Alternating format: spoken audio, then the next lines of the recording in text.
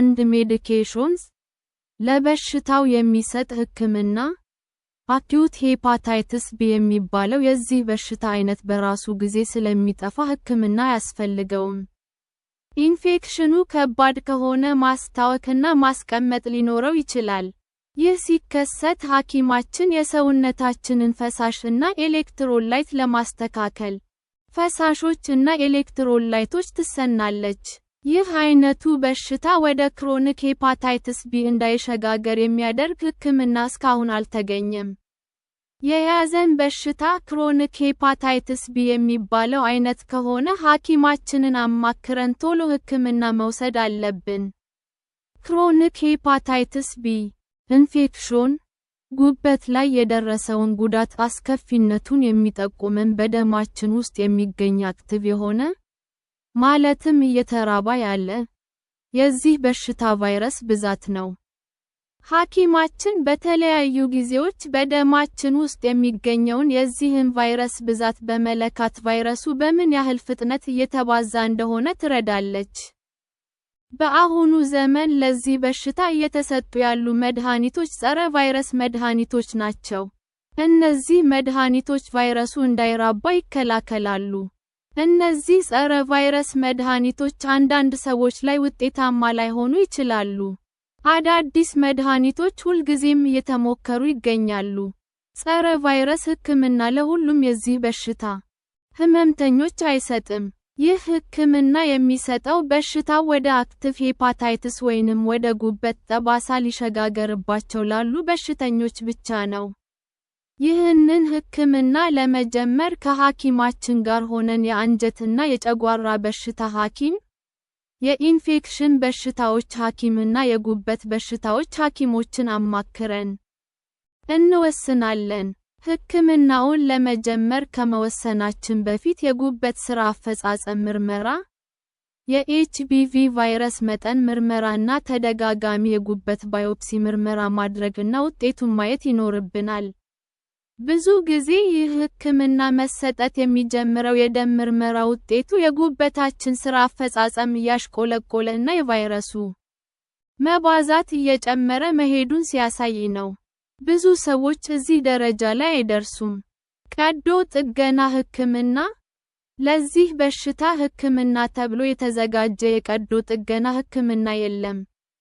ነገር ግን የጉበታችን ጉዳት በጣም ከተባባሰ የጉበት ንቅለ ተከላ ህክምና ብቸኛ አማራጭ ሊሆን ይችላል።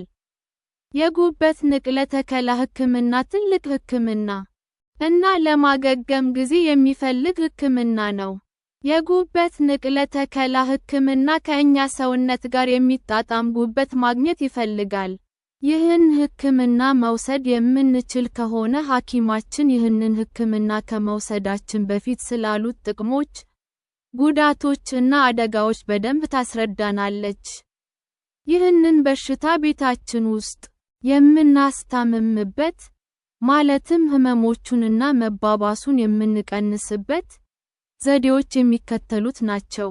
የሰውነታችን ፈሳሽ ከልክ በታች እንዳይሆን ፈሳሽ በብዛት መውሰድ አለብን።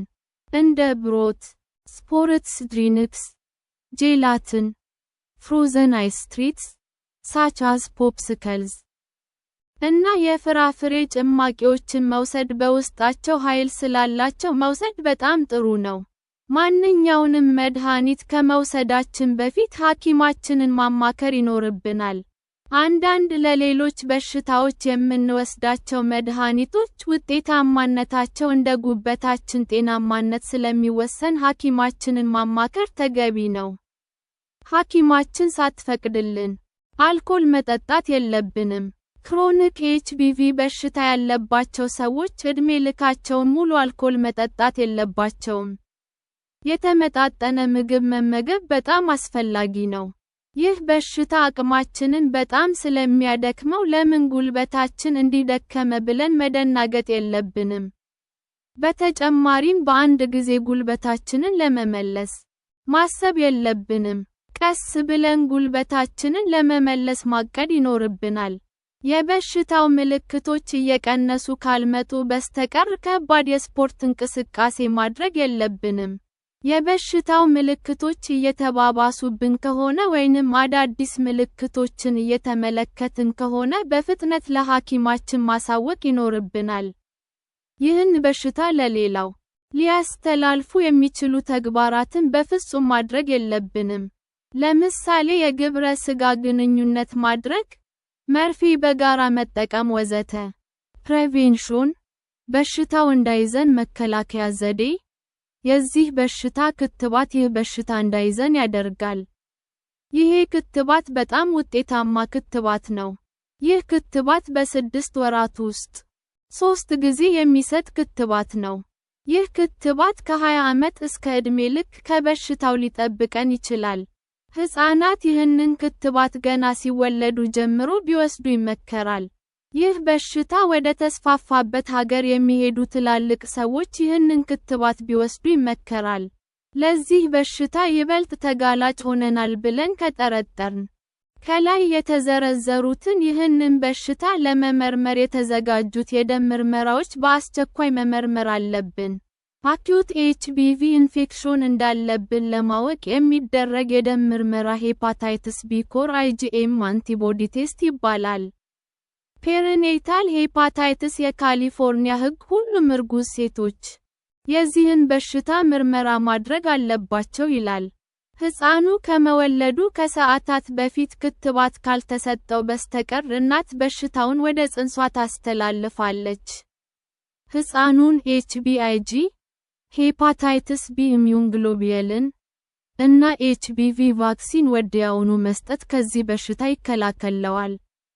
ሌሎች የቤተሰብ አባላትም ተመርምረው ከሌለባቸው ክትባት መውሰድ ይኖርባቸዋል። ይህንን በሽታ መከላከያ ዋናው ዘዴ ክትባቱን መከተብ ነው። ነገር ግን የሚከተሉትን ነገሮች በመተግበር ይህንን በሽታ፣ ሄፓታይተስ ሲ በሽታንና የኤችአይቪ በሽታን በተወሰነ ረገድ መከላከል ይቻላል። እነዚህም አደንዛዥ ዕፅ በመርፌም ሆነ በሌላ ነገር አለመውሰድ። አደንዛዥ ዕፅ እየወሰድን ከሆነ ይህንን የምናቆምበትን የተለያዩ ጤናማ አማራጮችን መጠቀም። አደንዛዥ ዕፅ መውሰድ ማቆም ከተቸገርን ቢያንስ በመርፌ መውሰድ ማቆም አለብን። ይህንንም ማድረግ ካቃተን መርፌ እና ሌሎች ይህንን በሽታ የሚያስተላልፉ ነገሮች በጭራሽ ከሌሎች ሰዎች ጋር በጋራ መጠቀም የለብንም።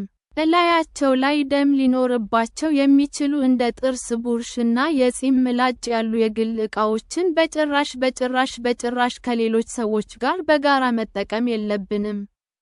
የጤና ባለሙያ ከሆንን የበሽተኞችን የሰውነት ፈሳሽ እና መርፌዎችን እና ሌሎች የሕክምና ዕቃዎችን ሃንደል ከማድረግ ረገድ ዓለም አቀፍ መመሪያን መከተል በጣም አስፈላጊ ነው። ንቅሳት መነቀስ፣ ጆሮ መበጢሳት እና የአኩፓንክቸር ሕክምና ከመውሰዳችን በፊት ስለ ንጽህናቸው ስቴሪላይዜሽን እንደሚጠቀሙ ማረጋገጥ ይኖርብናል። ያለ ኮንዶም የግብረ ሥጋ ግንኙነት ማድረግ የለብንም። የሄፓታይተስ ቢ በሽታ ከያዘን በኋላ በአጭር ጊዜ ውስጥ ክትባቱን እና ኤችቢአይጂ፣ ሄፓታይተስ ቢ ኢሚዩን ግሎቢየልን ከወሰድን በሽታውን ወዲያውኑ ከሰውነታችን ውስጥ ማስወገድ እንችላለን። ይህንን ሕክምና ከተቻለ በሽታው በያዘን በ24 ሰዓት ውስጥ ብንወስድ ይመከራል። ካልተቻለ ደግሞ ከ2 ሳምንት በላይ መዘግየት የለበትም።